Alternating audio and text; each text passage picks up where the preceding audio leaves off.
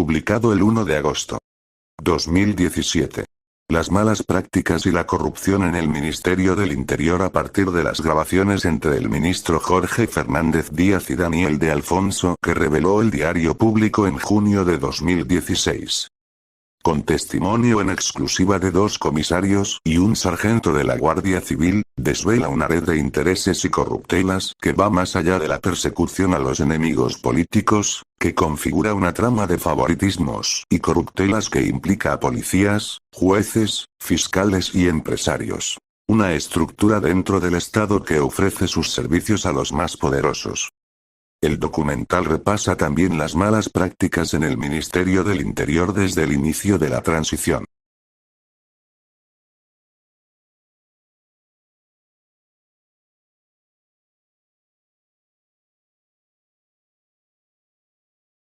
Nueve meses de trabajo de investigación y análisis sintetizados en 80 minutos a partir de la trama revelada por Público el año pasado.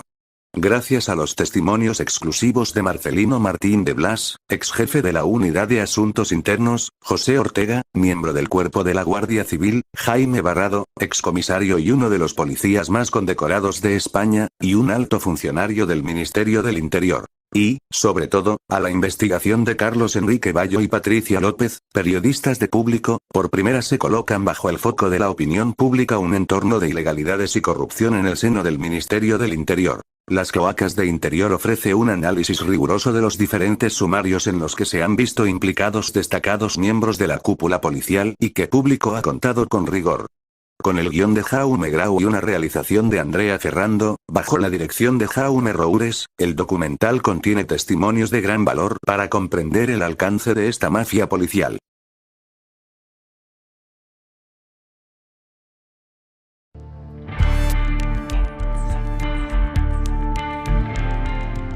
¿Qué ha ocurrido en la Policía Nacional o en el Ministerio del Interior estos últimos años?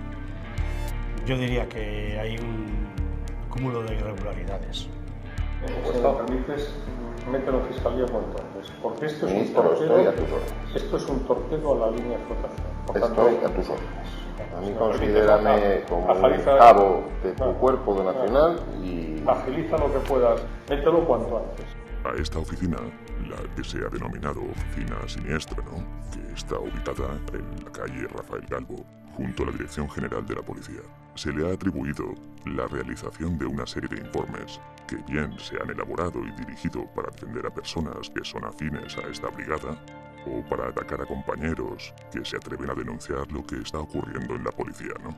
Algú que no em consta que fos la Fiscalia andorrana deixa entrar a Andorra a uns organismes policials espanyols. Parece que eran 2 cuentas o 3, no recuerdo, pero recuerdo que una era del expresidente, del señor Pujol, una de su señora, pero la cantidad era muy pequeña, estamos hablando de 1,5 millones de euros o una cosa así. I mitjançant el procediment informàtic de buidat dels arxius s'emporten tots els arxius de tots els comptes dels clients de banca privada d'Andorra. Això jo crec que més gros que això, més fort que això, crec que ja no ho trobaríem, no? Creía firmemente en la división de poderes, en que la policía y la Guardia Civil protege los derechos y garantías de los ciudadanos. Pues ahora queda una persona con unos principios y unos valores derrumbados. Yo estoy convencido de que hay muchos policías superiores míos que han sido decentes, pero no han sido capaces porque el sistema está tan corrupto que expulsa a los decentes.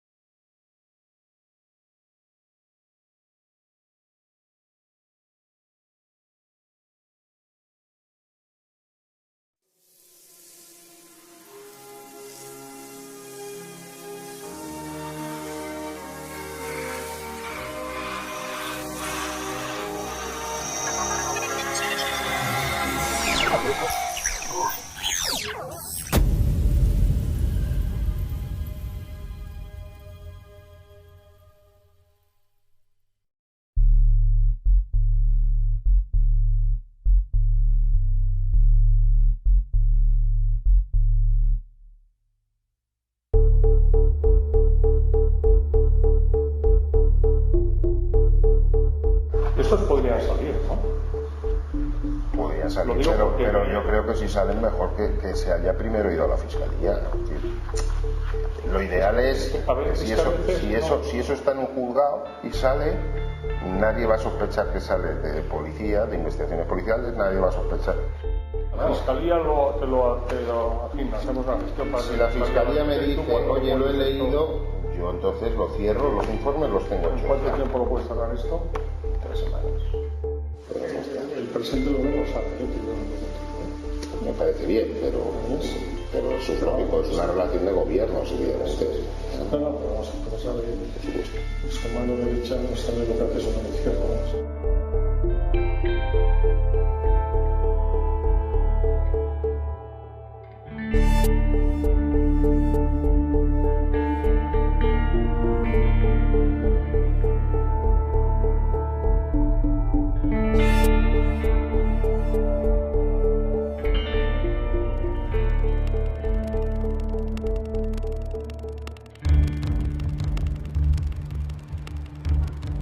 El día 21 de junio de 2016 se hicieron públicas las conversaciones entre el ministro del Interior, Jorge Fernández Díaz, y el jefe de la Oficina Antifraude de Cataluña, Daniel de Alfonso.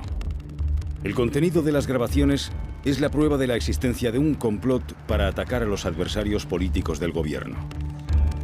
Un hecho gravísimo en cualquier democracia. Llegaron en un sobre anónimo por correo ordinario. Una mañana un redactor me sube el correo y entre esos sobres pues hay uno que tiene un pendrive dentro. Al abrirlo, además anónimo, pues se lo llevé inmediatamente al informático para que viera a ver si aquello era un virus que nos iba a destruir el sistema o no.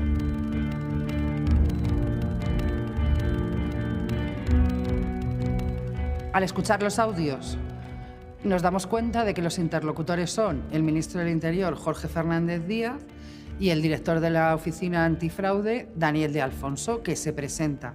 En esa presentación, además, sale un nombre que para nosotros es reconocible, que es José Ángel Fuentes Gago, el jefe de gabinete, que es el que intermedió para que se produjeran las reuniones entre Daniel de Alfonso y el ministro del Interior.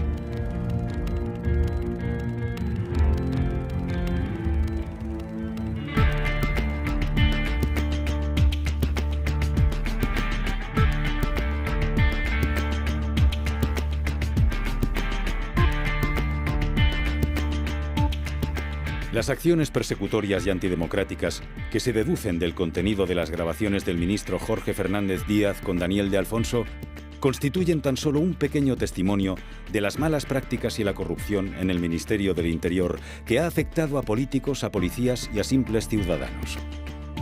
Un grupo de destacados funcionarios del Ministerio ha decidido dar su testimonio.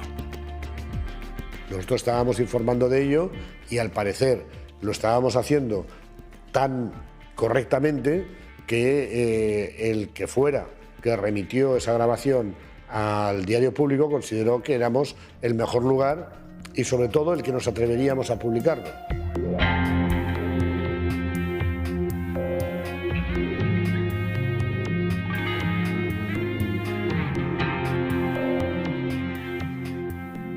La publicación de las grabaciones del ministro del Interior tuvo una amplia repercusión nacional e internacional, provocando una gran conmoción en plena campaña electoral.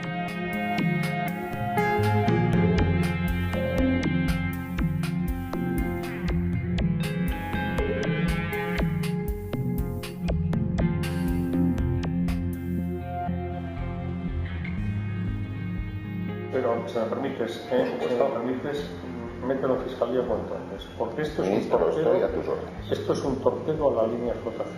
Estoy a tus órdenes.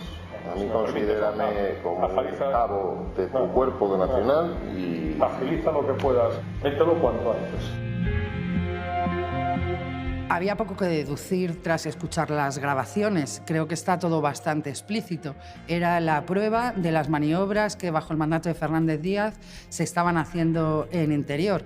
Teníamos la prueba de ese caso, que era la Operación Cataluña, pero nosotros ya sabíamos que esas operaciones alegales de Interior se habían practicado en más causas y contra más personas.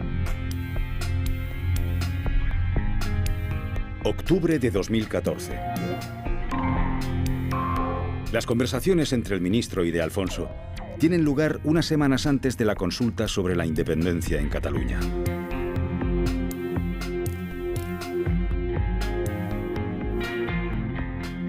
En la conversación entre el ministro del Interior y de Alfonso, el ministro insiste una y otra vez en que la información falsa sobre Trías tiene que salir a la luz, tiene que ser filtrada en el plazo de una semana máximo, para que sea publicada justo antes de la consulta del 9N en Cataluña y, por lo tanto, desacreditar a los que están organizando esa consulta.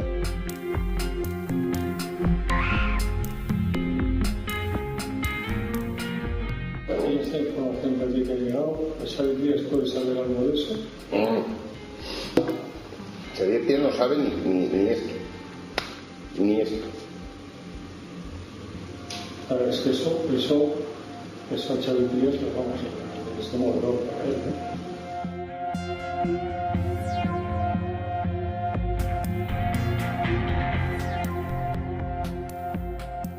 A mí me ha llegado una información, pero no la tengo contrastada. Te lo digo, no te lo iba a decir. Pero me han dicho que Javier Trías tiene una cuenta en el extranjero con alrededor de 12 millones de euros.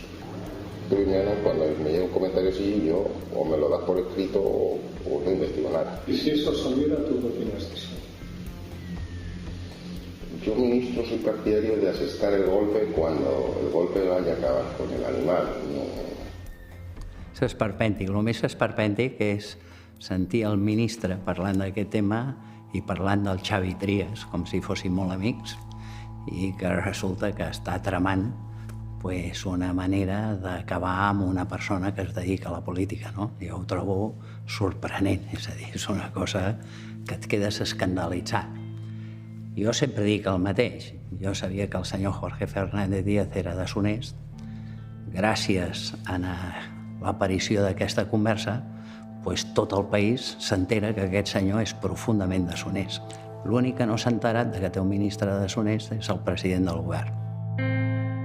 No fue por azar que 2 semanas más tarde de las conversaciones entre el ministro y de Alfonso, en las que conspiraban contra Trías, El Mundo publicará una noticia acusando al entonces alcalde de Barcelona de disponer de una cuenta en Suiza, los fondos de la cual se habrían transferido a Andorra en el año 2013. La sort que vaig tenir és que vaig tenir un careig a través de la ràdio amb el director del Mundo. Jo li vaig dir que posaria una querella i el dia següent publicaven el número de compte. I jo he de dir la veritat que els he d'agrair que publiquessin el número de compte perquè això em va permetre que el banc suís fes un certificat dient que jo no havia tingut mai un compte en aquest banc.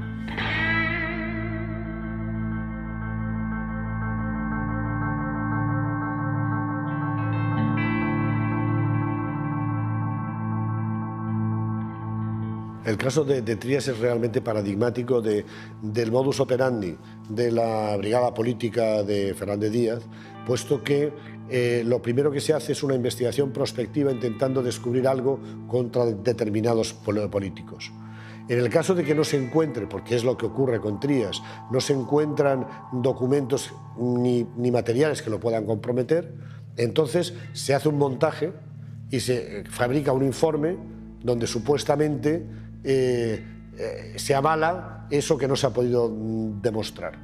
Ese informe apócrifo de la UDEF, con membrete pero sin firma, es el que a continuación se filtra a los medios de comunicación afines para que estos levanten un escándalo de grandes titulares y después el sindicato, mal llamado sindicato Manos Limpias, a continuación lo judicializa planteando una querella en base a esas informaciones viciadas, esas intoxicaciones periodísticas. Manos Limpias actuaba después de la publicación de los supuestos informes policiales en prensa. Pero, ¿cómo llegaban estos informes a manos de los periodistas? ¿Quién los filtraba? La respuesta a esa pregunta se encontró en el sumario de otro caso, el del pequeño Nicolás. El pequeño Nicolás, un estudiante de Derecho que se hacía pasar por agente del CNI y emisario de la Moncloa, fue detenido el 17 de octubre de 2014. 3 días más tarde, Asuntos Internos y el CNI se reunieron para hablar del pequeño Nicolás. En esta reunión que tenemos el día 20 de octubre, estamos informando al CNI que hemos detenido a Nicolás y que le hemos ocupado documentación firmada, entre comillas firmada, es decir, falsificada, con la firma del director del CNI y que se ha utilizado para una estafa.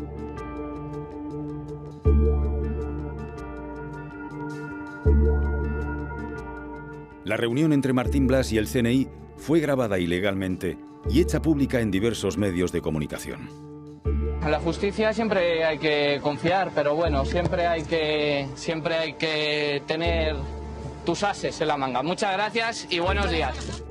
El objetivo de que se difunda y se distribuya y se haga una grabación ilegal a agentes del CNI de Asuntos Internos era, en primer lugar, acusarles de manipular pruebas, de hacer operaciones alegales y conseguir así que se archive la causa contra el pequeño Nicolás. Como consecuencia del escándalo que estalla cuando esta gente también graba una conversación entre el jefe de Asuntos Internos y agentes del CNI sobre el caso del pequeño Nicolás, las actuaciones judiciales han permitido posicionar los teléfonos móviles de todos ellos durante esas fechas, porque coincidieron. El sumario del caso Nicolai revela las relaciones entre algunos medios de comunicación y la policía en los días previos a la publicación en El Mundo del informe apócrifo sobre Xavier Trias. ¿Qué nos dice el sumario? Que en ese periodo la cúpula policial estuvo en contacto permanente con los periodistas del Mundo. Entre el 20 de octubre y el 23 de diciembre de 2014, el tráfico de llamadas de Inda y Urreiztieta suman más de 200 comunicaciones con la cúpula policial. 68 con el inspector jefe José Ángel Fuentes Gago. 78 con el comisario José Manuel Villarejo y 105 con el comisario Enrique García Castaño. La noticia sobre Xavier Trias la publica El Mundo el día 27 de octubre y viene firmada por Eduardo Inda, Esteban Urreiztieta y Fernando Lázaro. Se publica justo 13 días antes de la consulta sobre la independencia, tal y como pedía el ministro en su conversación con De Alfonso. ABC recibió la misma información sobre la supuesta cuenta de Trias y no la publicó por no considerarla fiable. Des de que en Xavier Trias diu que votarà independència i des de que el Xavier Trias se'n va a Nova York i es troba amb el senyor Bloomberg i el senyor Bloomberg fa una editorial no a favor de la independència, però sí dient que no entén l'actitud del govern central envers Catalunya, doncs jo crec que comença una certa persecució. A mediados de noviembre de 2016, el juez que instruía la querella presentada por Xavier Trias contra Eduardo Inda, Esteban Urreiztieta y Fernando Lázaro apreció caracteres de delito en la actuación de los periodistas. Los periodistas de El Mundo dejaron muy claro ante el juez que la información que publicaron sobre Xavier Trias procedía del Ministerio del Interior.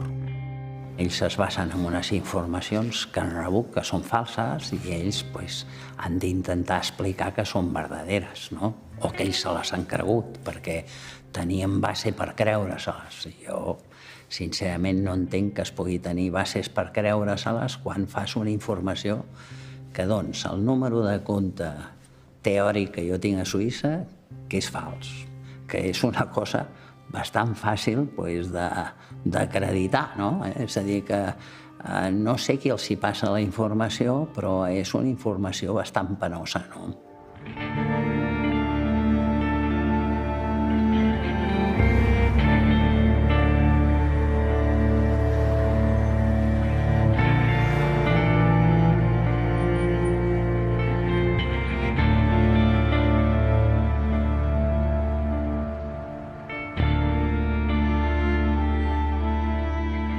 Estos podrían salir, ¿no? Podrían salir, pero yo creo que si salen mejor que se haya primero ido a la fiscalía. Lo ideal es, si eso está en un juzgado y sale, nadie va a sospechar que sale de policía, de investigaciones policiales, nadie va a sospechar. Puede ser el funcionario de turno, el periodista gacetillero que está siempre por ahí, el amigo del fiscal. Porque a veces, cuando lo publicas, generas una presión mediática que al final hace que cosas que no se hubieran tomado interés se lo toman. Es decir, estamos hablando de un ministro o de un ministerio del Interior y de un responsable máximo de investigaciones de corrupción, de fraudes, etcétera, en una comunidad autónoma como la de Cataluña. Las comunicaciones que ahí se hagan entre ellos son oficiales. Aquí no hay secretos oficiales, es decir, no puede haberlos. Por tanto, la comunicación siempre tendría que ser contrastada y si se habla de actividades ilícitas debería de dar lugar a un procedimiento.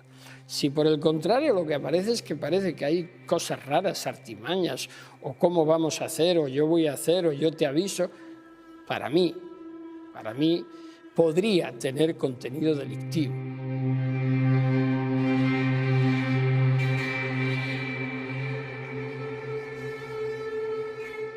Las informaciones sobre Trías publicadas en prensa procedían de la cúpula del Ministerio del Interior. ¿Pero qué miembros estaban implicados? Este era el organigrama de la policía en octubre de 2014, con Jorge Fernández Díaz como ministro y Francisco Martínez como secretario de Estado de Interior.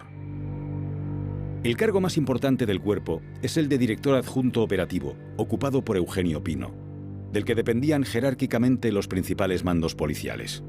Muchos de estos cargos han estado implicados en la guerra sucia. Por supuesto, esta trama política, policial, tiene que ser instruida directamente desde el Ministerio, desde el ministro, porque el que organiza todas estas, digamos, operaciones encubiertas es un equipo de gente que tiene por encima al director adjunto operativo, Eugenio Pino, que es el número 2 de la policía, pero que reporta directamente al secretario de Estado de Interior y por tanto al ministro, y junto a él José Ángel Fuentes Gago, su jefe de gabinete, aunque ese cargo no está oficialmente reconocido. La suerte que hemos tenido en este tiempo es que había funcionarios del Ministerio del Interior que habían sido también víctimas o estaban asqueados de la manera de trabajar dentro del Ministerio del Interior y que bueno, se pusieron en contacto conmigo para ayudarme en esta investigación y también para avisarme de lo que se tramaba en contra mía y en contra del público.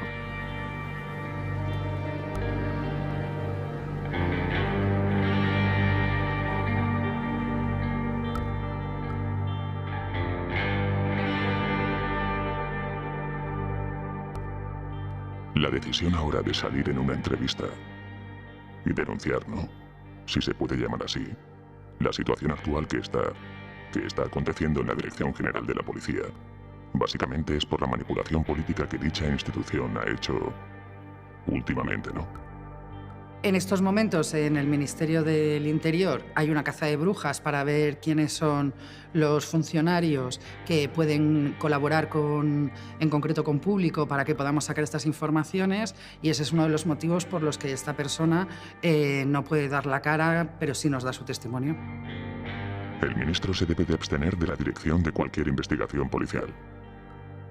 El ministro, su competencia es la coordinación y dirección, pero a un nivel no tan concreto de investigaciones a la carta, por decirlo de alguna manera, ¿no?, por un interés partidista.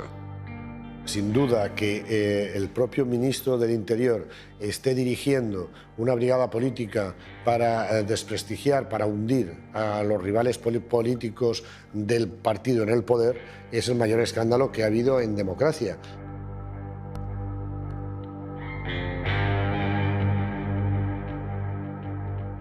Esa brigada política consta principalmente de una serie de mandos policiales de la máxima confianza del ministro. En este caso, el director adjunto operativo, Eugenio Pino, para este tipo de operaciones que se podrían denominar alegales, se servía de funcionarios de su máxima confianza, del inspector jefe Gago, del inspector jefe Gómez Gordo, del inspector jefe Bonifacio. También habría otra rama que, por clasificarla de algún modo, sería legal, en la que su máximo representante sería el comisario Villarejo. Y una tercera rama, la que se ha denominado oficina siniestra, ¿no?, que está ubicada en la calle Rafael Calvo, junto a la Dirección General de la Policía.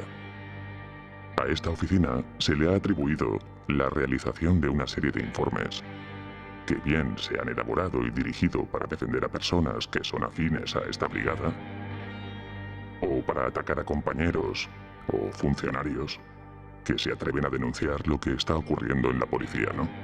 Como es el caso del comisario Barrado.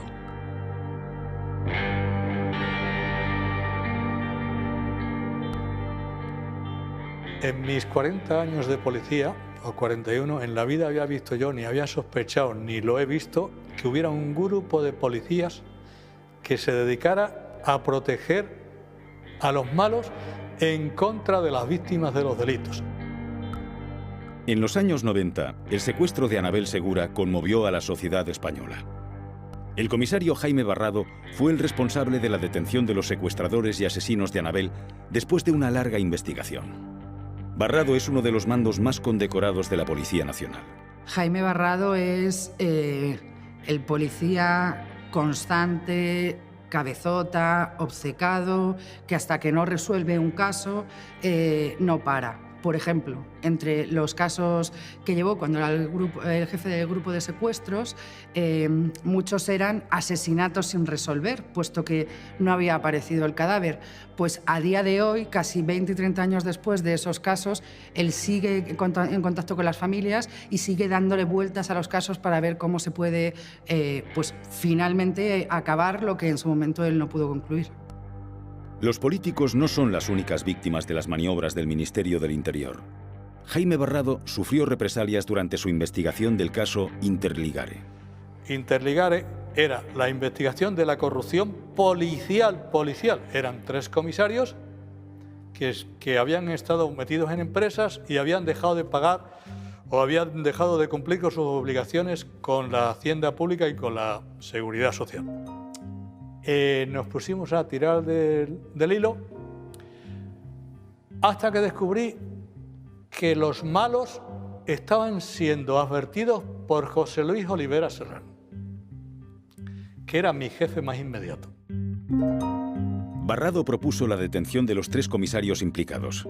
A los 3 días le cesaron. El nuevo destino de Barrado fue la comisaría de Chamartín. En esta comisaría se topó con el caso de acoso, amenazas y agresiones a la doctora Elisa Pinto. La dermatóloga denunció acoso de carácter sexual y amenazas por parte de Javier López Madrid.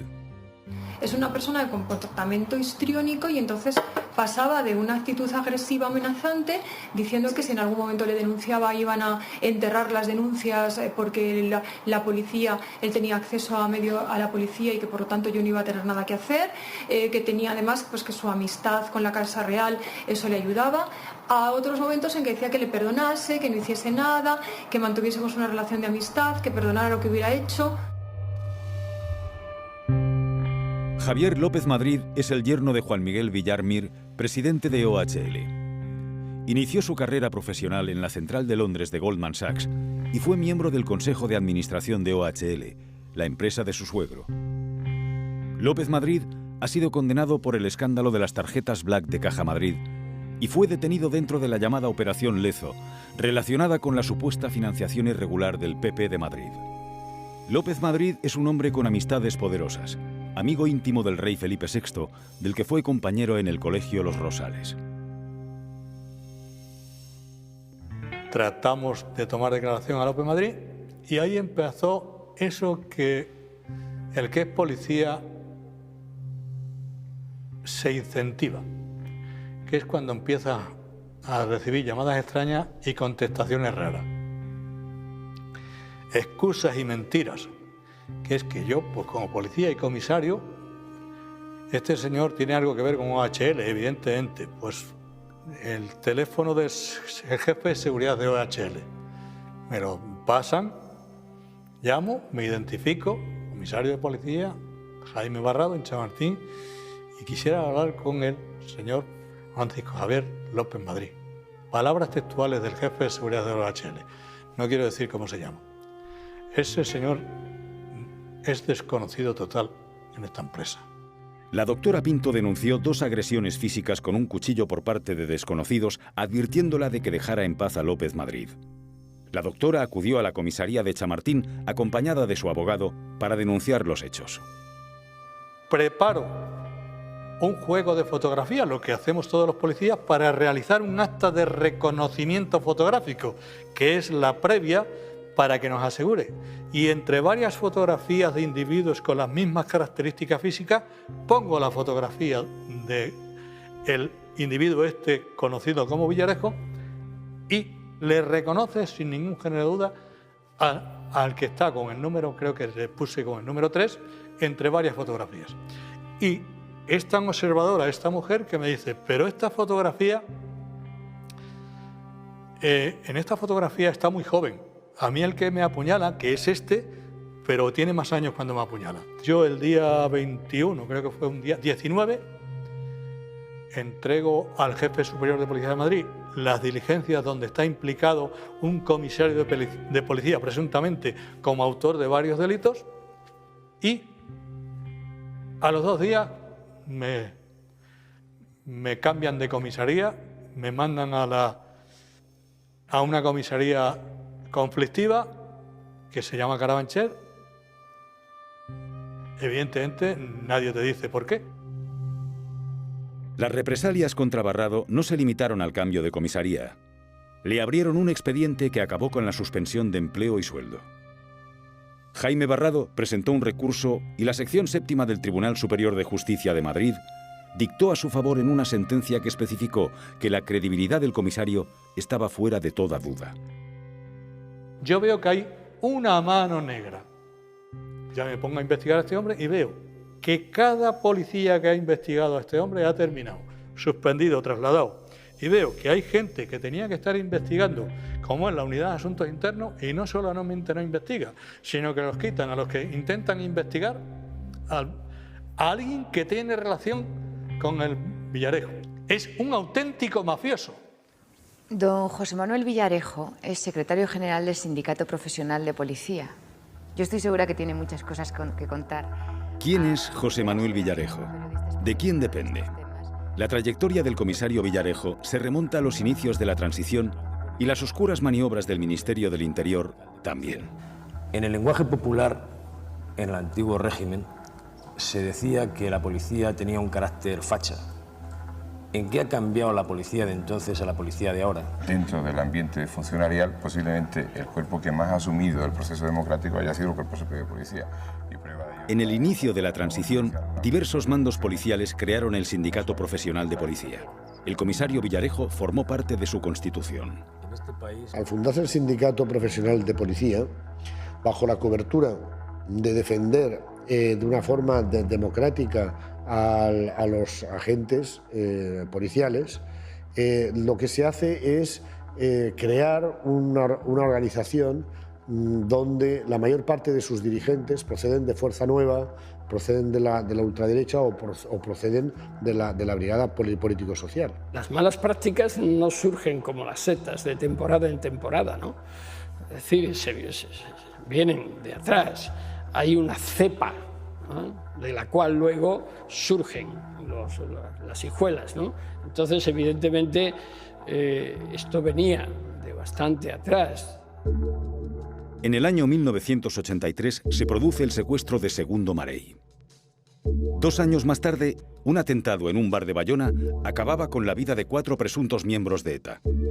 Los autores eran los miembros del GAL, Grupos Antiterroristas de Liberación. Finalmente se descubrió la vinculación de los GAL con la policía y con altos mandos de Interior. Volver la vista atrás en el caso de los GAL es aleccionador porque nos muestra cómo las malas prácticas que se dieron durante el juicio son muy parecidas a las que se dan en la actualidad. Yo fui uno de los abogados que defendí los GAL. Yo llevaba a 4 comisarios, Miguel Planchuelo, Julio Hierro Moset, Francisco Saido Ceja y Jesús Martínez Torres. Después también estuve llevando a otros 2 inspectores, Luis Gens y Francisco Corujo, que estuvieron involucrados en el tema del GAL.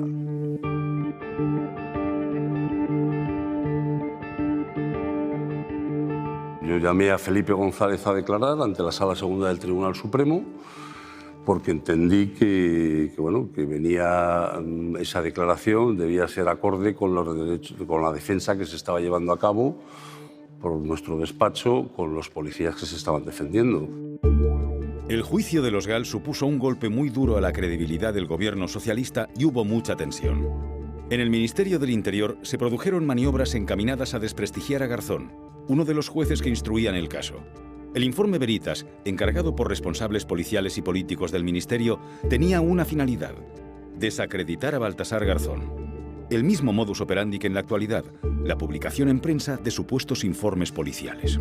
Como estaba investigando los GAL, a Medo y a Domínguez, pues obviamente no recibía muy buen apoyo y tampoco buena información por parte de algunos elementos de Interior, porque estaban en bloque en contra de esa investigación. Por tanto, en algún momento es probable que surgiera esa idea, no sé exactamente de dónde, ni por orden de quién, de que se me investigara, ¿no?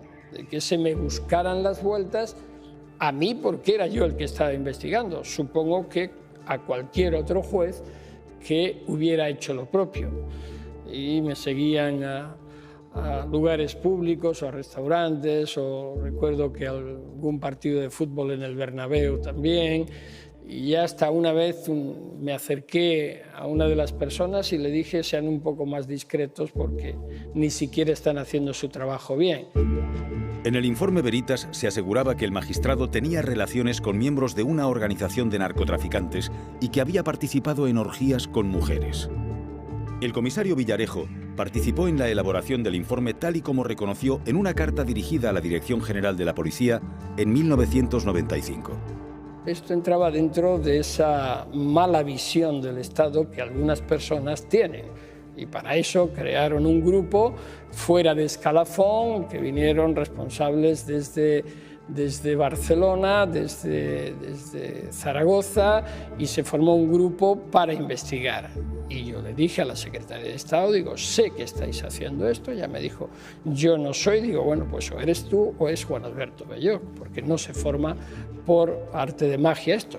Todo eso parece una película de serie B, pero se hizo e incluso llegó a presentarse el atestado. Yo lo que creo que es que muchas veces los políticos utilizan las fuerzas de seguridad del Estado no todo lo correctamente que deberían de utilizarlas. A las pruebas me remito con lo que ocurrió hace años con el GAL. Que hubo una serie de políticos con una serie de intereses y utilizaron a los funcionarios del Estado. Lo que quiero decir es que el informe Veritas era el síntoma de una enfermedad corrosiva interna cancerígena, que era la mala praxis de los servicios de información, contrainteligencia, de un modo de hacer y de actuar desde aparatos del Estado que estaba corrompido en sus propias bases.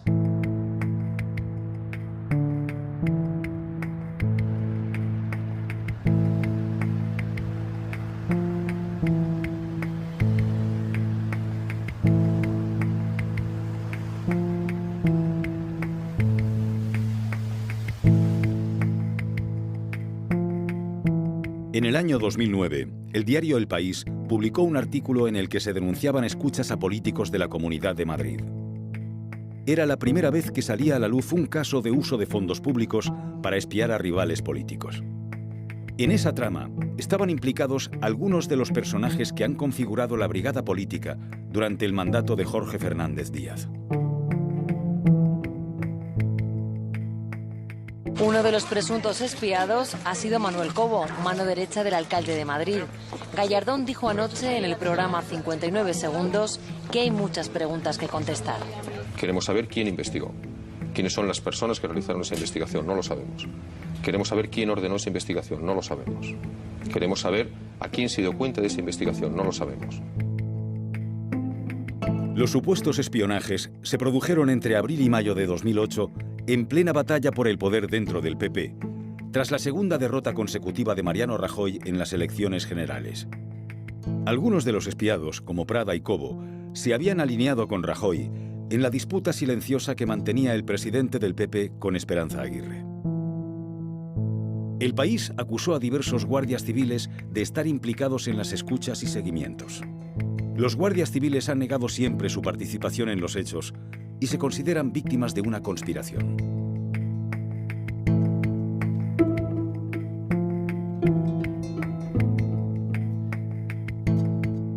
En enero del 2008, a principios de enero del 2008, el señor Gamón y el señor Castaño nos reúnen a los 6 asesores en el despacho del señor Gamón y nos transmite que, por especial interés del vicepresidente primero autonómico, en aquel entonces don Ignacio González, tiene especial interés en que nosotros desarrollemos unos seguimientos a los que el señor Gamón denomina objetivos.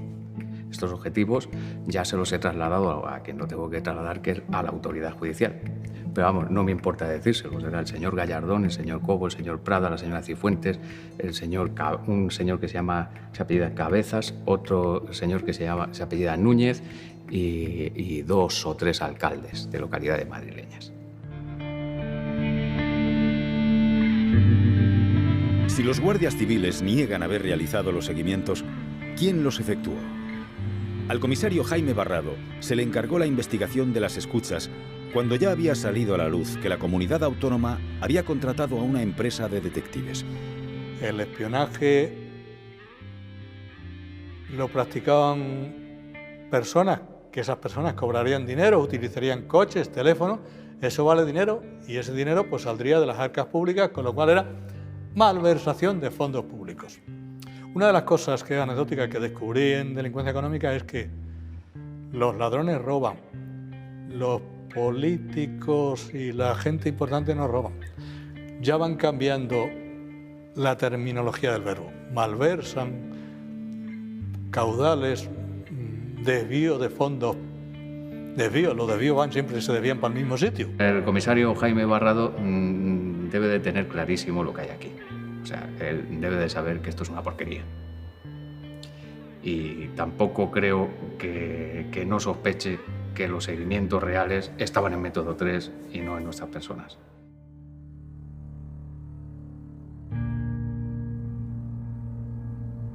Nosotros, y eso ha salido en la prensa, realizamos investigaciones sobre 3 investigaciones sobre empleados pura y llanamente del canal de Isabel II. Te vuelvo a repetir, informes que oficialmente se presentaron, que oficialmente se entregaron y que oficialmente se pagaron. Yo soy abogado y soy detective privado y a mí me rige la Ley de Seguridad Privada, el Código Penal y el Estatuto de la Abogacía y por lo tanto todo lo que sea en nombre de clientes y de investigados deberé negarme, como ustedes podrán entender, a contestar.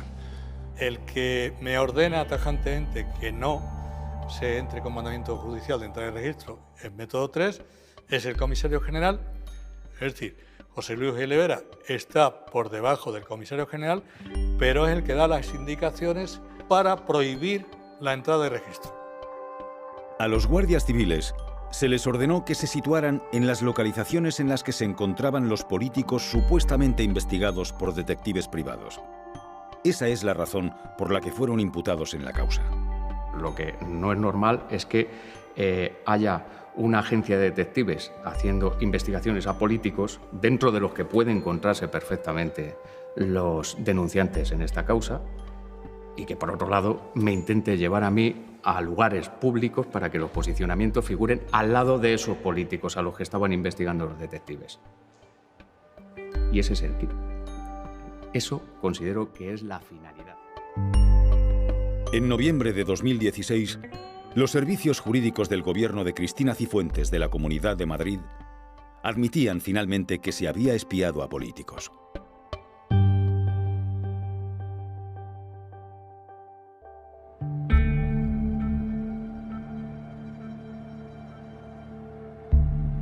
Hemos visto cómo el comisario Villarejo está presente en muchas de las tramas que hemos narrado hasta ahora. José Villarejo actúa siempre en beneficio propio, a través de su entramado de empresas. En enero de 2013, el comisario Villarejo ofreció sus servicios extrapoliciales a Ignacio González, cuando éste ocupó la presidencia de la Comunidad Autónoma de Madrid. En una grabación que dio a conocer El Mundo, los comisarios Villarejo y Enrique García Castaño se ofrecen a tapar el asunto del ático a Ignacio González.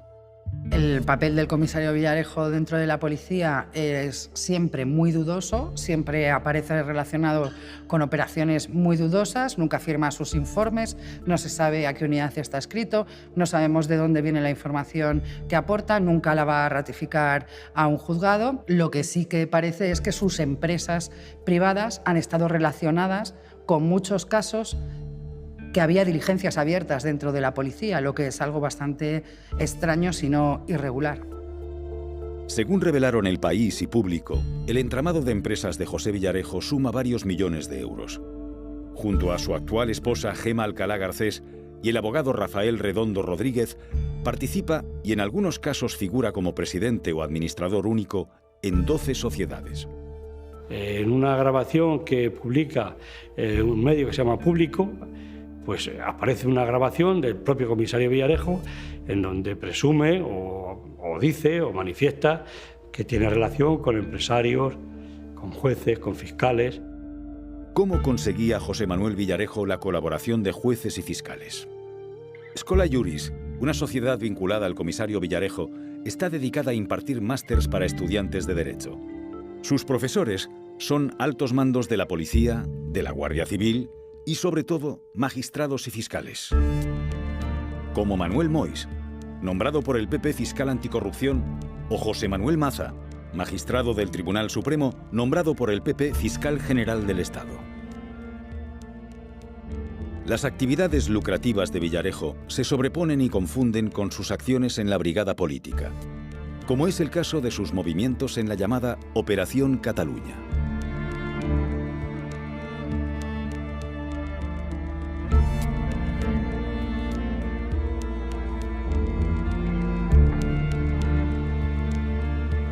Convergencia, la persona con la que yo mantengo, porque es la persona que en su momento el presidente dijo, cumpliendo con la ley de la relación gobierno de Cataluña y oficina, a mí me puso de interlocutora a Yerma Gordó.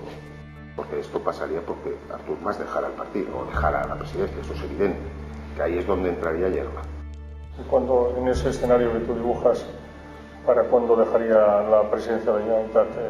Bueno, es que si se consigue forzar el año y medio que queda de legislatura, en las próximas elecciones él ya habrá dimitido, habrá un nuevo secretario general.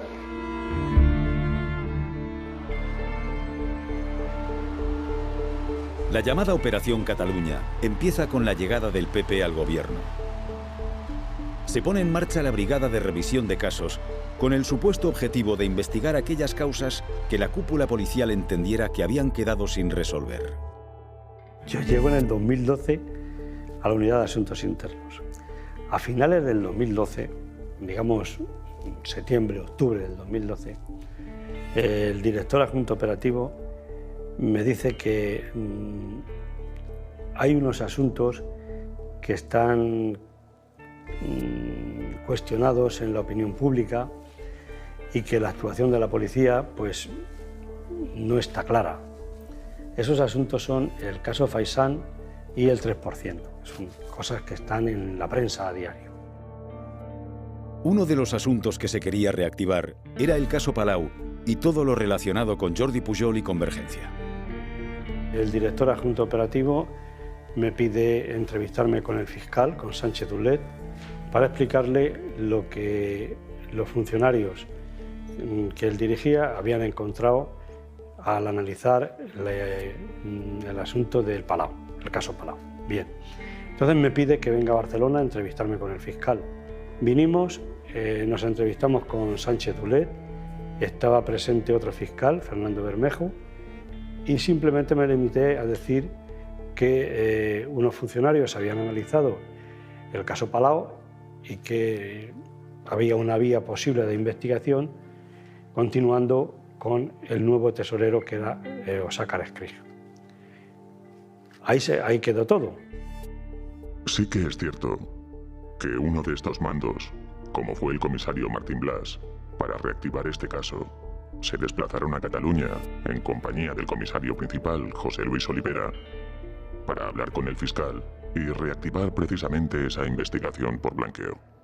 Es curioso, ¿no?, que siendo el competente Marcelino Martín Blas, también le acompañara un comisario que a priori nada tenía que ver con esta brigada, ni nada tenía que ver con la unidad de delincuencia económica y fiscal.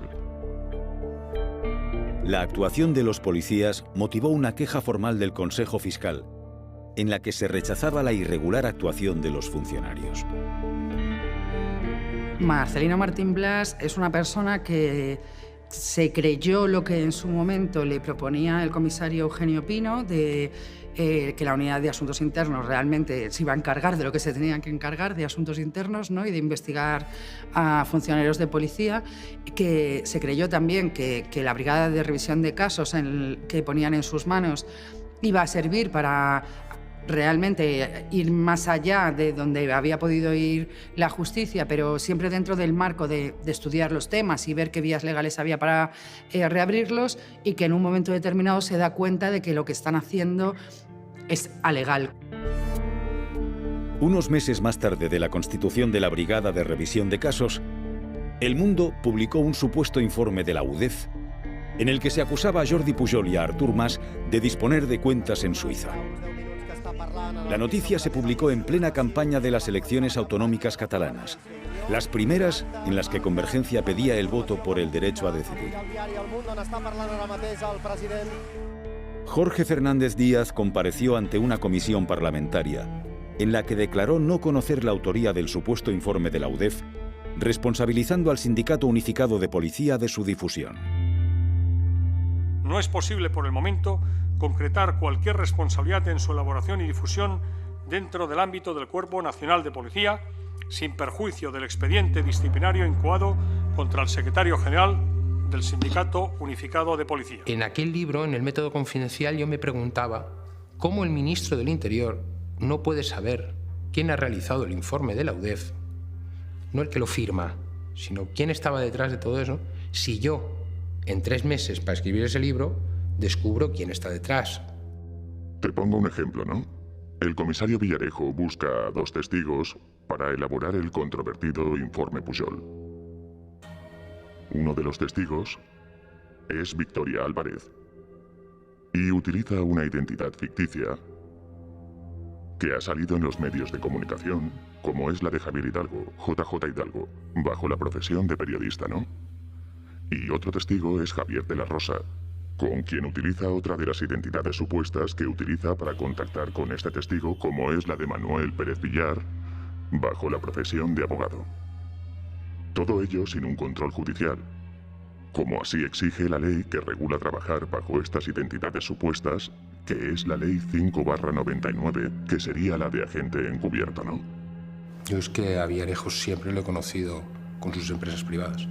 Yo al comisario Villarejo oficial o policía al que tú te refieres lo conozco a raíz de que me lo describe Javier de la Rosa como la persona que lo lleva a la UDEF a declarar contra la familia Pujol o con todo lo que él supiese.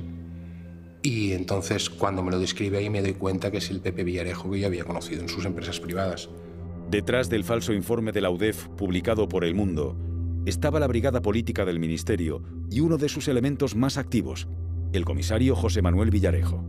En una conversación telefónica que llegó a público, Villarejo habla con Javier de la Rosa, presentándose como el abogado Manuel Villar, una de sus falsas identidades. Yo me he comprometido y estoy haciendo a reorganizar tu vida, tus problemas personales, tu historia, etcétera, etcétera. Yo, al margen de todo esto, que yo te estoy muy agradecido y estoy de acuerdo contigo. No, si no hay agradecido, si aquí, esto es un toma y daca. De la conversación se deduce un acuerdo. De la Rosa dará información sobre el expresidente de la Generalitat, Jordi Pujol, y Villarejo solucionará al financiero sus problemas legales y económicos. De la Rosa solo cobró una parte del dinero prometido, pero ¿de dónde salía el dinero para estos pagos? Unos WhatsApps entre el pequeño Nicolás y Javier de la Rosa revelan la implicación del sindicato Manos Limpias en parte del pago. El círculo del modus operandi de la brigada política que describimos al principio se ve confirmado. Javier de la Rosa está pidiendo todo el rato a Nicolás su mortadela, ¿no? La mortadela que le han dejado a deber ese abogado Manuel Villar, que era el comisario Villarejo, y que en teoría le pagó 200.000 euros por la información y le dejó a deber otros 200.000. Javier de la Rosa debe de conseguir algo porque se alegra, pero le dice a Nicolás, de todas formas pasaré también por la charcutería de Manos Limpias. El otro personaje utilizado por Villarejo en la elaboración del informe Pujol fue Victoria Álvarez, a quien convenció de declarar ante la UDEF. La exnovia de Jordi Pujol Ferrusola se hizo muy popular a raíz de la comida que compartió con Alicia Sánchez Camacho en el restaurante La Camarga de Barcelona. Lo que se habló en esa comida fue grabado por la agencia de detectives Método 3. Policía no podemos ir porque policías son todos... Bueno, yo iría directamente a Fiscalía y a quien conocemos de Fiscalía. El único hecho es que nosotros en 2010 recibimos un encargo del entorno de Alicia Sánchez Camacho para realizar una grabación y que 3 años después Alicia Sánchez Camacho hace que me detengan por realizar esa grabación que era legal y consentida. Ese es el único hecho. Todo lo que conlleve después, toda la opereta de Alicia Sánchez Camacho diciendo llegaré al final, y todo eso entra dentro de la falacia de una mentirosa compulsiva. Punto. Reprovar l'actuació de la senyora Alicia Sánchez Camacho per incomplir l'article 59.5 de l'Estatut d'Autonomia y, en segon lloc... El 3 de junio de 2014, el Parlamento catalán reprobaba a la presidenta del PP, Alicia Sánchez Camacho, por no haber comparecido para explicar su vinculación con el caso Método 3. ¿Qué papel jugó Alicia Sánchez Camacho en la guerra sucia del Ministerio del Interior? Si Alicia Sánchez Camacho reconoce alguna vez que ella lo sabía, está reconociendo 3 delitos. El de acusación y denuncia falsa, el de falso testimonio y el de amenazas condicionales. Y ella está sentada en el Congreso todos los días. Alicia Sánchez Camacho, en lugar de contactar con la Fiscalía o el juez, llevó la información obtenida en La Camarga al Ministerio del Interior.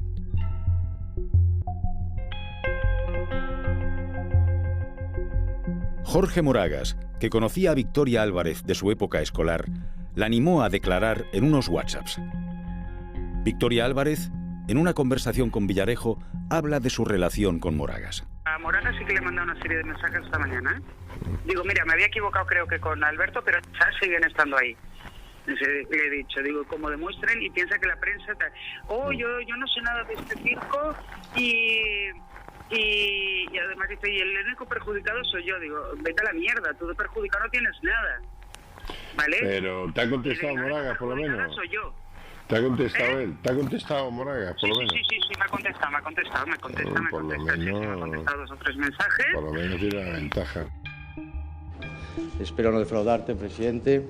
Estar a la altura de las circunstancias, como siempre tú dices. I algo que he aprendido... Jo crec que el senyor Jorge de Moragas, que és un senyor que està al cantó directe del senyor Mariano Rajoy, és una de les persones instigadores amb el senyor Jorge Fernández Díaz, i estic segur que amb la senyora Alicia Sánchez Camacho per organitzar tota aquesta actuació en contra d'unes persones. Això no ho puc demostrar, però cada dia està més clar que això és així.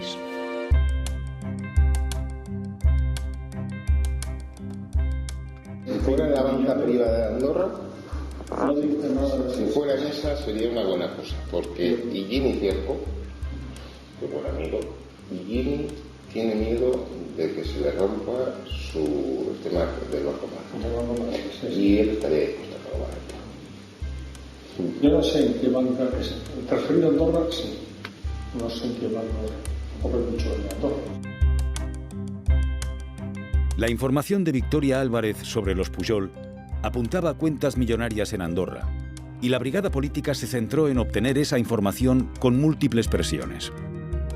El 10 de marzo de 2015, el FinCEN emitió una nota sobre supuestas irregularidades en la banca privada de Andorra, cuyos accionistas mayoritarios eran los hermanos Cierco.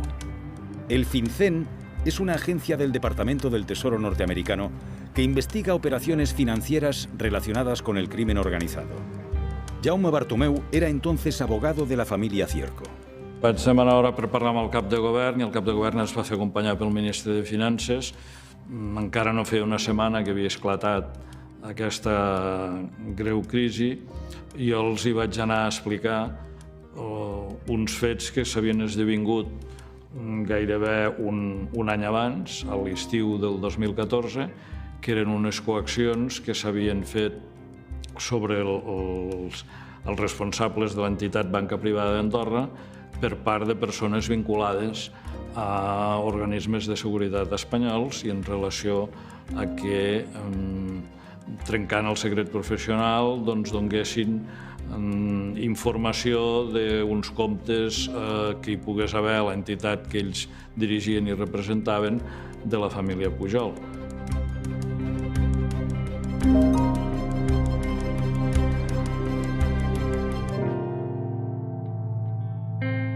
El FinCEN acabó retirando su acusación después de valorar positivamente las acciones emprendidas por el gobierno andorrano sobre BPA. Unos meses más tarde, los hermanos Cierco presentaron una denuncia ante la justicia andorrana sobre supuestas presiones de la policía española para obtener información sobre las cuentas de la familia Pujol. Higini Cierco prestó declaración ante la jueza andorrana. Al maig del 2014, Celestino Barroso, agregat d'Interior de l'Ambaixada d'Espanya a Andorra, em telefona i em indica, sisplau, si el podria rebre amb urgència. I em diu, sisplau, em torna a insistir de la necessitat de veure unes persones a Madrid, de lo contrari el banc morirà. Quin banc? Banco Madrid o BPA? Tots. Diu, el banco morirà.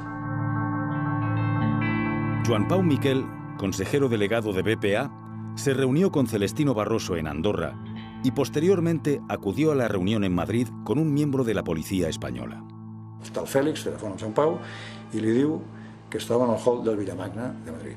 Es troba en el hall del Villamagna de Madrid i el senyor Fèlix resulta ser Marcelino Martín Blas, jefe de Asuntos Internos de la Policía Nacional Espanyola. A Marcelino Martín Blas li demana tres coses. Si tenim comptes de la família Mas, del Mas o de la família Mas, de Junqueras o de la seva família, o del Pujol y de la seva familia. El director adjunto operativo, don Eugenio Pino, me dice, tenemos un empleado de la banca privada andorrana que quiere colaborar. Me presento en el Hotel Villamagna y me entrevisto con un empleado, con un señor, yo no sé quién es, pero yo me identifico, y él se identifica, pues sí. Bueno, y simplemente le pregunto, ¿me tienes que decir algo? Me dice, no tengo nada que decirte. Entonces me sorprende y digo, bueno, pues, entonces, ¿qué hacemos aquí? Pues no lo sé. Pues hasta luego, encantado. Y ahí queda todo. La situación se desbloqueó con la intervención del abogado José María Fuster y Fabra, amigo de Higini Cierco y de Martín Blas, que invitó a ambos a la boda de su primo. También acudió Eugenio Pino. En el banquete se reunieron todos en la misma mesa. Higinio presume en esa reunión de que él es muy español y que a su familia le llaman los españoles en Andorra y que pues, todo lo que sea colaborar con la justicia de España y tal, que le parece muy bien, en fin. Higinio Cierco se viene a mi lado, me dice que, hombre, que él no sabe quién tiene cuenta en su banco, que él es un banquero que maneja fondos de sus clientes, que es una banca privada, que no paga facturas, pero que es lo que nos interesa. Que Jean Pau me lo puede decir. Si esto fue, la boda creo que fue el 26 de junio, pues a lo mejor el 28, el 29 de junio o el 30 de junio, pues me vuelvo a reunir con Jean Pau. En aquell moment, el Jean Pau Miquel entrega el que vostès coneixen com a pantallazo del mundo amb el Marcelino Martín Blas, en els quals apareixen el nom de la mare i tots els fills, que pugen 4,5 milions d'euros bancaritzats. És a dir, la informació que surt al mundo la facilita el Joan Pau. La facilita el Joan Pau. Me parece que eran 2 cuentas o 3, no recuerdo, pero recuerdo que una era del expresidente, del señor Pujol, una de su señora, y me parece, no recuerdo bien, pero que otra a nombre de una hija. Pero la cantidad era muy pequeña, estamos hablando de 1,5 millones de euros o una cosa así. Y me lo da en un papel, son 3 líneas, el número de cuenta y la cantidad. El titular, el número de cuenta y la cantidad. Y eso es lo que le entrego a Eugenio Pino. Mira, Y entonces me pregunta, ¿pero esto es todo? ¿Esto es lo que te ha dado? Pues mira, esto es lo que me ha dado. Sembla que els comptes que es van donar a l'estiu del 2014 i les xifres que hi havia en aquests comptes no satisfeien a qui ho havia demanat i algú es pensava que les xifres havien de ser multiplicades per molt més amunt del que eren, i per això ho devien buscar, no? Los intentos de encontrar más cuentas de los Pujol en la banca privada de Andorra continuaron después de la entrega del pantallazo. Mira, en un moment donat, algú que no em consta que fos la Fiscalia andorrana deixa entrar a Andorra i dins d'Andorra a les oficines centrals de BPA a uns organismes policials espanyols que actuen, suposem, sota instruccions de la Fiscalia espanyola i mitjançant el procediment informàtic de buidat dels arxius s'emporten tots els arxius de tots els comptes dels clients de banca privada d'Andorra. Això jo crec més gros que això, més fort que això, crec que ja no ho trobaríem, no? La actuación de los cuerpos de seguridad españoles en el vaciado de las cuentas de BPA es un atentado al secreto bancario y una vulneración a la soberanía de un Estado vecino. A raíz del pantallazo de El Mundo, Jordi Pujol hizo una declaración pública inculpatoria en la que afirmó tener dinero en Andorra sin regularizar, procedente de una herencia de su padre. La autoinculpación de Pujol conmovió a la sociedad catalana.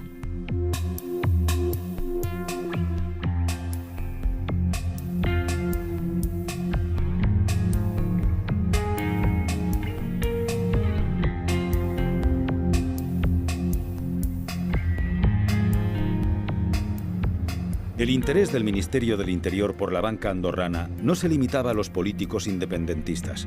Existía también interés en las cuentas de empresarios venezolanos para vincularlas a una supuesta financiación irregular de Podemos.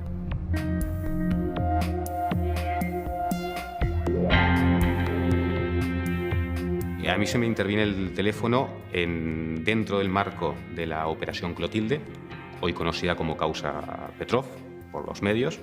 Y esto sucede entre básicamente noviembre del año 2012 y marzo del año 2013. Y se me intervino el teléfono, digamos, en una causa que no tiene nada que ver con lo que es la causa BPA de hoy en día. Y le digo, la Guardia Civil miente deliberadamente y de forma reiterada cuando dice que yo he viajado a Rusia. La Guardia Civil... Pablo Laplana fue investigado y su teléfono pinchado por orden judicial en el marco de la Operación Clotilde, o caso Petrov, sobre corrupción urbanística en la Costa Brava vinculada a la mafia rusa. Después de la declaración de Laplana en la audiencia, fue desimputado de la causa. La única motivación que yo creo que tenía, en base a los elementos que obran en la causa, era la de escuchar otras conversaciones que nada tenían que ver con lo que se estaba investigando, que yo mantenía por una situación muy concreta con un colectivo de empresarios venezolanos. Al atacar a Venezuela utilizándome como excusa, se desprestigia a Venezuela y por la asociación Venezuela-Podemos, por extensión, se desprestigia a Podemos.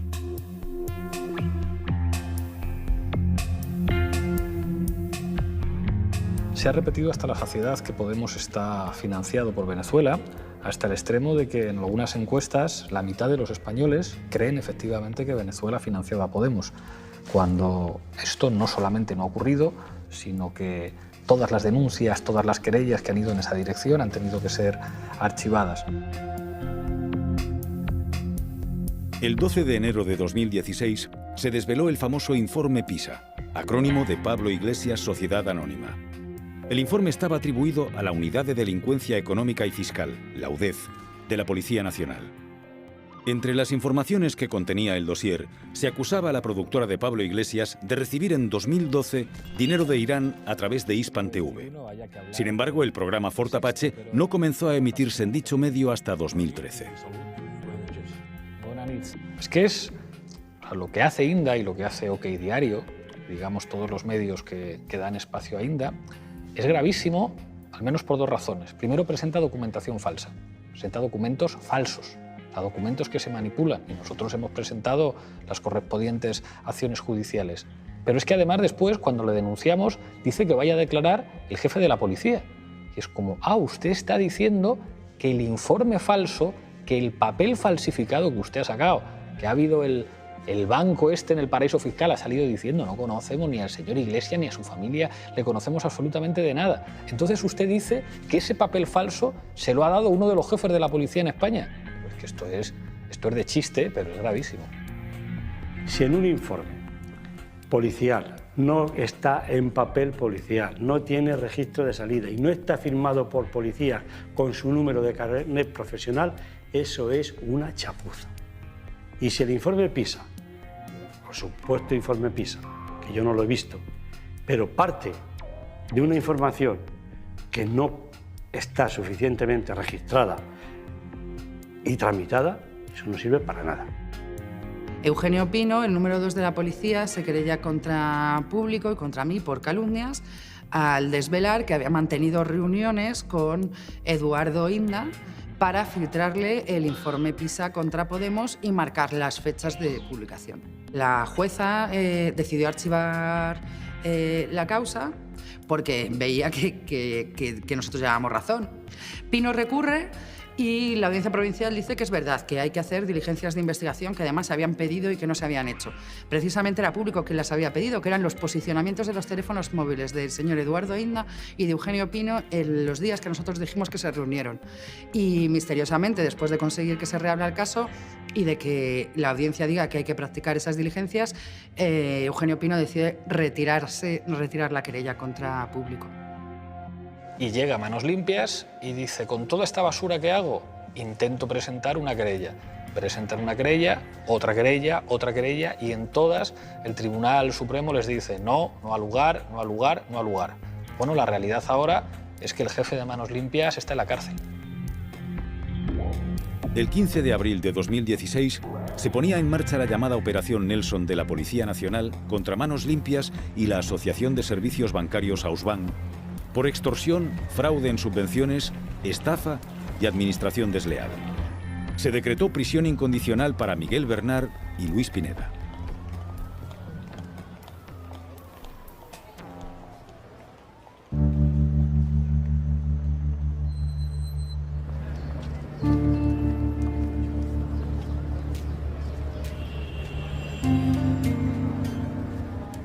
Muchas de las pruebas que se aportan en este documental salen del sumario del caso Nicolai, elaborado por la comisión judicial nombrada por el juez Zamarriego, para investigar la grabación de la reunión entre el CNI y Asuntos Internos en octubre de 2014.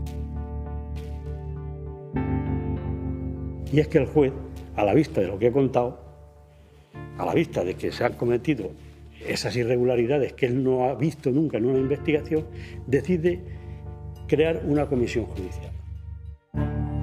Marcelino Martín Blas formó parte de esa comisión desde que fue cesado de su cargo como jefe de Asuntos Internos de la Policía en marzo de 2015. Constituida la comisión judicial, pedimos informes a Policía Científica y Policía Científica nos dice cuándo, cómo y a través de qué medios se ha hecho la grabación.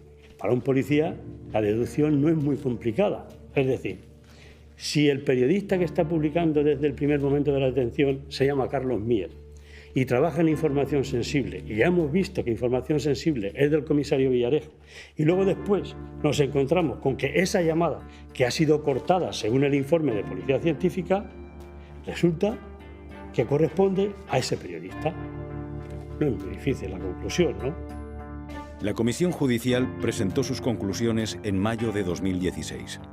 Nosotros terminamos el informe proponiendo que las detenciones, los registros y diciendo en el informe que puede haber una organización criminal en la que participan policías y periodistas. Los policías pues, son un director, en fin, el director adjunto operativo y algunos periodistas. Lo presentamos en mayo. El trabajo de la Comisión Judicial del caso Nicolai se ha realizado en un entorno hostil dentro y fuera del Ministerio. ¿Qué ha ocurrido en la Policía Nacional o en el Ministerio del Interior estos últimos años? Yo diría que hay un cúmulo de irregularidades. El Ministerio del Interior no nos ha dado ningún amparo y tampoco ha facilitado la investigación, porque, digamos, en el mejor de los casos, se ha desentendido de ella. A pesar de todas las trabas e impedimentos, la Comisión Judicial del caso Nicolai ha tenido el mérito de sacar a la luz las malas prácticas en la cúpula del Ministerio del Interior. Eso políticamente le hace mucho daño, ¿no? Claro que le hace mucho daño, pero yo eso... ¿Usted tiene conciencia de tener ese punto débil o no? No lo sabe nadie más que José Ángel Gago, mi director de investigaciones, tú y yo.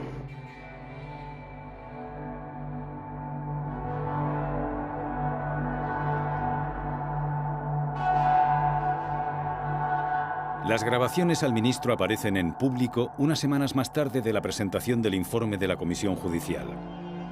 Entre las acusaciones que recibe Martín Blas está la de haber grabado al ministro Jorge Fernández Díaz. Simplemente quiero dejar constancia que yo ni he tenido la grabación del ministro, ni he grabado al ministro, ni sé grabar. Es que no sé ni cómo funciona una grabadora. Lo digo sinceramente, no sé cómo funciona una grabadora. Ni he estado en el ministerio en esas fechas. Es imposible, es una acusación gratuita. El Ministerio del Interior no ha mostrado demasiada diligencia en investigar las grabaciones de Jorge Fernández Díaz con Daniel de Alfonso. Había dicho el ministro del Interior que nosotros cometíamos una ilegalidad con ello, que éramos unos conspiradores y que se abría una investigación sobre esas grabaciones. Pero nunca nos pidieron la grabación original.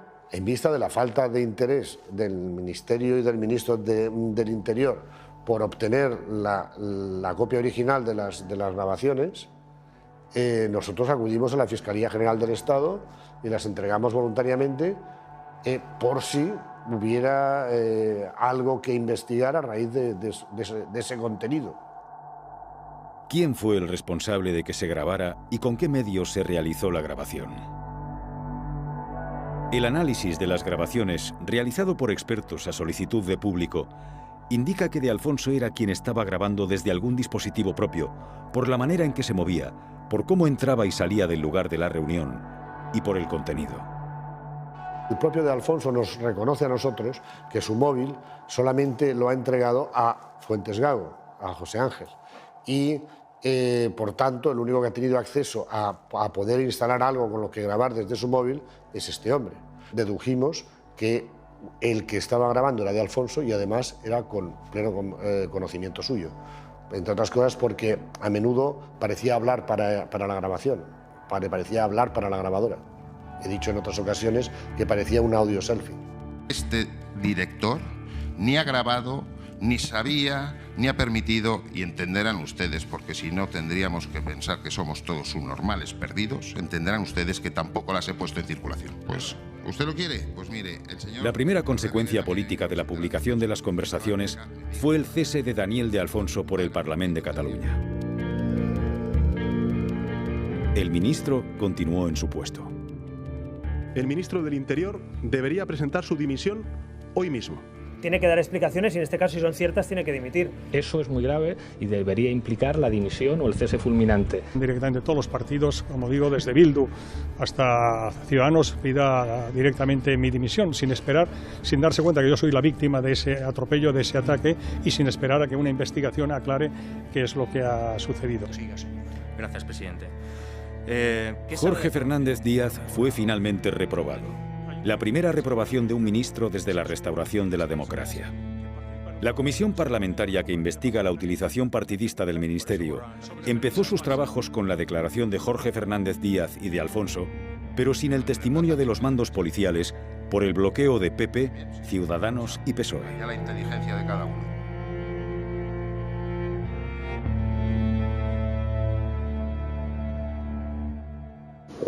El presidente del gobierno sabe que yo me parece bien, pero es lógico, es una relación de gobiernos, evidentemente. No, pero sabe, su mano derecha no sabe lo que hace su mano izquierda. Todos tenemos un sistema legal y ese sistema legal ¿sabe para qué está? Para proteger a los ciudadanos del uso arbitrario del poder. Eso es el ABC de la democracia, del Estado de Derecho y de la ley. Bueno, és un atemptat a la democràcia d'una gravetat extrema. Això ni a les grans dictadures passa això. Bueno, sí que passa això a les grans dictadures. Nadie por su ideología política en una democracia puede ser investigado. Eso ocurre en las dictaduras, ¿no? Y de eso en la dictadura franquista conocemos bastante, ¿no? Eugenio Pino ha sido imputado. El caso de la doctora Pinto reabierto y el comisario Villarejo identificado e imputado. Pero ¿han finalizado las malas prácticas en el Ministerio del Interior? Con el cambio de ministro de Fernández Díaz a Zoido, yo creo que todavía no ha supuesto acabar con esa mafia y con esa trama y con esas malas prácticas que hay dentro de la policía. Todavía queda una estructura de inspectores, jefes y algún que otro comisario, como García Castaño, que siempre aparecía en todas estas cosas de la brigada política, que ahí siguen en sus puestos. Entonces, la limpia está por hacer todavía. Se trata de que existe una trama político-empresarial en este país que se dedica realmente a gobernar en la sombra con absoluta impunidad y que cuenta con lo que podríamos llamar un ejército de mercenarios, que naturalmente son policías, muchos de ellos, pero que hay que incluir también algunos fiscales y hasta algunos magistrados. Entonces llega un momento que ya se sitúa uno muy lejos de creer en nada, donde había una persona que creía en las instituciones, en el Estado social y democrático de derecho en el que convivimos los ciudadanos, una persona que creía firmemente en la división de poderes, en que la policía y la Guardia Civil protege los derechos y garantías de los ciudadanos. Pues ahora queda una persona con unos principios y unos valores derrumbados. Después de ver lo que he visto, ya siendo comisario, que hay una serie de individuos que trabajan a las órdenes de quien más les paga, que son auténticos sicarios, me repugna tanto esa actitud que es lo único que me mueve para estar aquí. Yo estoy convencido de que hay muchos policías superiores míos que han sido decentes, pero no han sido capaces porque el sistema está tan corrupto que expulsa a los decentes.